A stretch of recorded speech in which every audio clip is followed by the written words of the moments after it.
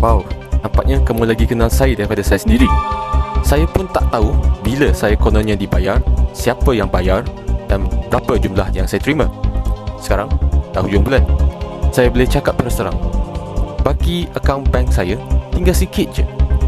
Kalau betul saya dibayar, takkan keadaan jadi macam ni. Semua video yang saya buat dekat sini memang inisiatif saya sendiri. Tak ada siapa arah, tak ada siapa kawal.